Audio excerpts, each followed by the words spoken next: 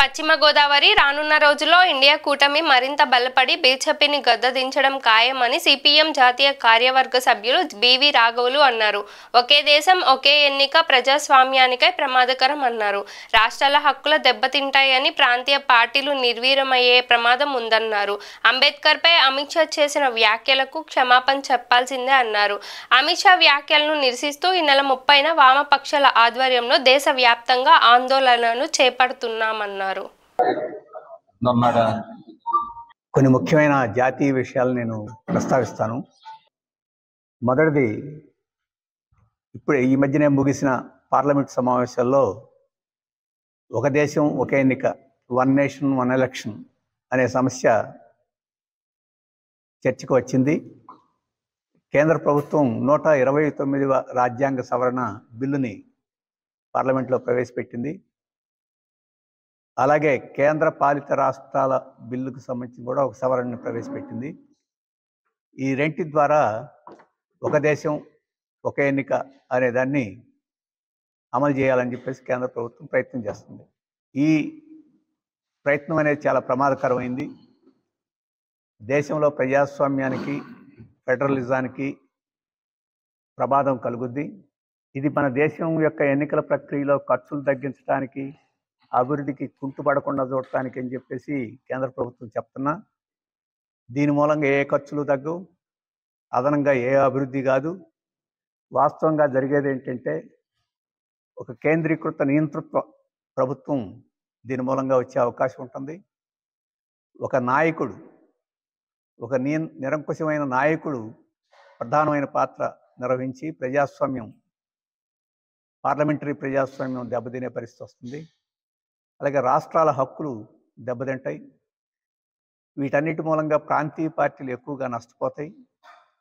రాష్ట్రాల యొక్క ప్రత్యేక సమస్యలు, ప్రాంతాల యొక్క ప్రత్యేక సమస్యలు, సామాజిక తరగతుల యొక్క ప్రత్యేక సమస్యలు, వీటన్నిటికీ ఏమీ విలువ లేకుండా అఖిల భారత అంశాల ప్రాతిపదిక మీదనే ఎన్నికలు, పార్లమెంట్ ఎన్నికలే కాదు, రాష్ట్ర శాసనసభ ఎన్నికలు, స్థానిక సంస్థల ఎన్నికలు అన్నీ అఖిల భారత సమస్యల ప్రాతిపదిక మీదనే ప్రచారం జరిగే అవకాశం ఉంది. ఇది మన దేశం యొక్క వైవిధ్యాన్ని, మన దేశంలో ఇన్ని రాష్ట్రాలు, ఇన్ని భాషలు, ఇన్ని మతాలు, ఇన్ని కులాలు, ఈ వైవిధ్యాన్ని ప్రతిబింబించేదానికి అవకాశం లేకుండా ఇది ఒక నిరంకుశ ఏకీకృత విధానానికి దారితీస్తుంది. రాష్ట్రాల హక్కుల్ని నాశనం చేస్తుంది. దానిలో ఈ రాజ్యాంగ సవరణలో ప్రతిపాదన పెట్టినట్టు 5 సంవత్సరాలకు ఎన్నికైన రాష్ట్ర ప్రభుత్వాలు కూడా మధ్యలోనే రద్దయిపోయే అవకాశం ఉంటుంది. అలాగే కేంద్ర ప్రభుత్వం కూలిపోతే 2 ఏళ్లకో 3 ఏళ్లకో మళ్ళీ ఎన్నికలు జరుగుతాయి. అలాగే రాష్ట్ర ప్రభుత్వం మధ్యలో కూలిపోతే మళ్ళీ ఎన్నికలు జరుగుతాయి. కాబట్టి ఎన్నికలు పదే పదే జరగకుండా నిరోధించడానికి మేము తెస్తున్నాం అని చెప్పేసేది కూడా ఇది ఒక పచ్చి అబద్ధం. ఎన్నికలనేమి మినహాయించడం జరగదు. కాకపోతే దీంట్లో ప్రమాదం ఏమిటంటే రాష్ట్ర ప్రభుత్వాలు కొనసాగాలా లేదా అని చెప్పేసి నిర్ణయాలు ఇప్పుడు కేంద్రం చేసే అవకాశం ఉంది. కేంద్రం దానికి నచ్చినప్పుడు ఈ ప్రభుత్వాల్ని తొలగించే అవకాశం, అలాగే ఎన్నికల్ని 5 సంవత్సరాలు పూర్తి కాకముందే వాటిని కుదించడమో పొడిగించే అవకాశం ఉన్నది. రాష్ట్రాల హక్కులకు భంగం అని పెద్ద ఉద్యమం వచ్చింది. ఇప్పుడు అప్పుడప్పుడు జరగడం కాదు, నిరంతరం రాష్ట్రాల యొక్క హక్కుల్ని ఈ కాలరాయబడతాయి. అందుకనే ఈ ఒక దేశం ఒక ఎన్నిక అనే దాన్ని అందరూ వ్యతిరేకించాలి, ప్రజాస్వామిక విలువలని చెప్పేసి నేను కోరుతున్నాం.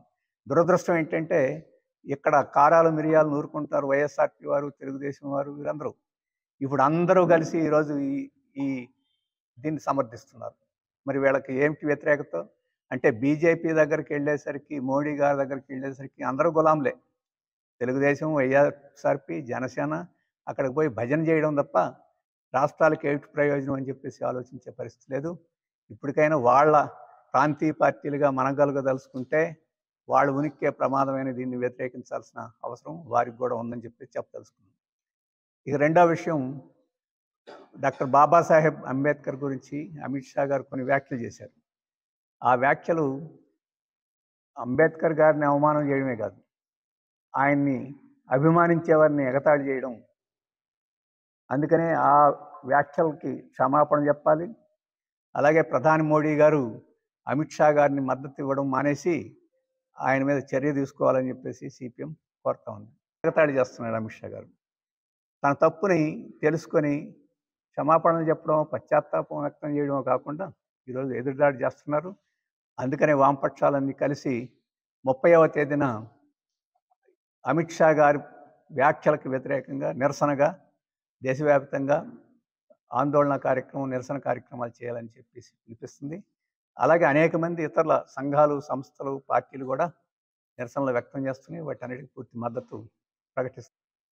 అలాగే ఎన్నికల ప్రక్రియని అధికార పార్టీ దుర్వినియోగం చేస్తుందని విమర్శలు వస్తుంటే ఆ విమర్శలు సరిదిద్దుకోవడానికి ఇంకా పారదర్శకంగా వ్యవహరించాల్సింది పోనిచ్చి ఇంకా సమాచారాన్ని కుదించే పద్ధతి, నిషేధించే పద్ధతి వ్యవహరించడం అనేది చాలా అన్యాయం.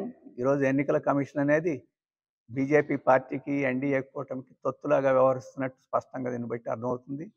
వెంటనే ఆ నిబంధనల మార్పుల్ని ఉపసంహరించాలని చెప్పేసి కూడా సిపిఎం కోరుతుంది. అనేక మంది ప్రజాతంత్రవాదులు కూడా కోరుతున్నారు. ఈ విషయాలన్నింటినీ విస్తృతంగా దేశవ్యాప్తంగా ప్రజాతంత్రవాదులందరూ ఖండించాలని, వీటి మీద ప్రజలను చైతన్యం చేసేదానికి కృషి చేయాలని, ఆ కార్యక్రమాన్ని సిపిఎం ఈ మహాసభల సందర్భంలో ప్రజల్లోకి ఈ అంశాలను తీసుకెళ్లాలని చెప్పేసి కూడా అనుకున్నది. మా అఖిల భారత మహాసభలు ఏప్రిల్ మొదటి వారంలో మదురైలో జరుగుతున్నాయి. ఈ లోపల గ్రామ స్థాయి నుంచి జిల్లా స్థాయి, రాష్ట్ర స్థాయి వరకు మహాసభలు జరుగుతున్నాయి. ఈ మహాసభల సందర్భంలో ఈ రాజకీయ అంశాలని ప్రజల్లోకి తీసుకెళ్ళడానికి మా party పూనుకుంటుంది. Even in Kerala, where an overall secular, peaceful atmosphere prevails, Vishwa Hindu Parishad people attacked Christmas celebration centered in a school in Palakkad district. In other parts of the country also there were instances. But interestingly, the Prime Minister visited a church in Delhi and met leaders of various Christian denominations. So on the one hand, Prime Minister and BJP pretends that they have an inclusive approach to different communities and religions. On the other hand, RSS and various organizations working, various organizations working